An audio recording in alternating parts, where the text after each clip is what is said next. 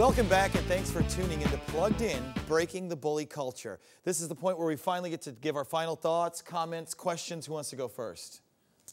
If you are a victim and you choose to aggressively stand up to the bully, does that make you a bully?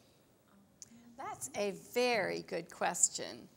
And as long as you do it not in a bullying fashion, certainly, that's what we want you to do. We want you to stand up and be a positive upstander. We got a comment about push. I'd like to point out with the way the play worked and how I noticed that it's very easy for really any school to do that and raise awareness in the way that bullying really works and how you can turn people from normal bystanders into defenders. Yes, thank you.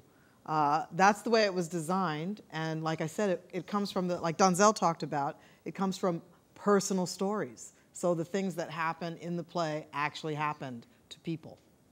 I have a question for Donzel. When you were smaller, was bullying like a really big part of like school? And if you saw someone getting bullied, did you stand up for them or did you just stand and look? That's a great question. When I was younger, bullying was so prevalent and important to me because I'm so young and I know so little about the world. So my world was school and those blocks I walked to get there. And then when I was in school, of course, it was a traumatic experience. So my world was so shattered because I didn't know much of everything else. And as I was younger, because I was so meek and mild at that age because of the effects of bullying, I didn't stand up. And it didn't take me until literally college to understand that what happened to me was wrong, and then that if I could love myself, then I can love others by standing up for them too. We've got more questions on this side. I want to make a comment about our book, Bystander.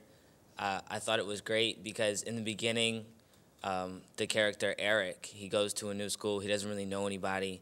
He meets this kid Griffin, this character Griffin, and he thinks that they're great friends.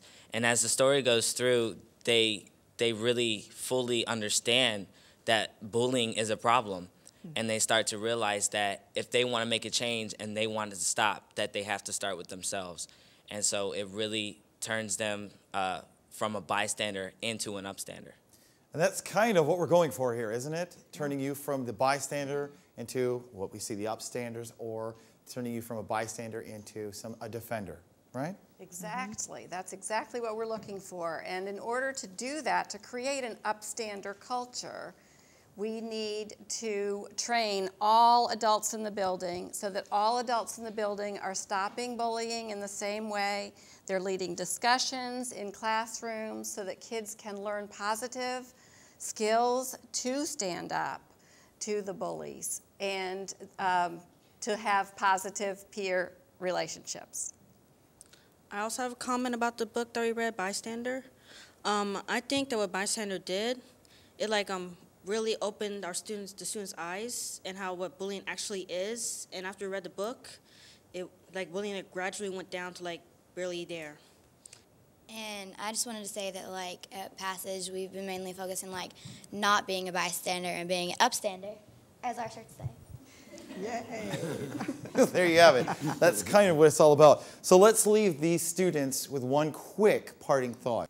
Seeing all these upstanders and student leaders in this room taking a positive leadership role is very refreshing, and that's what we need to see. That's what we want to see.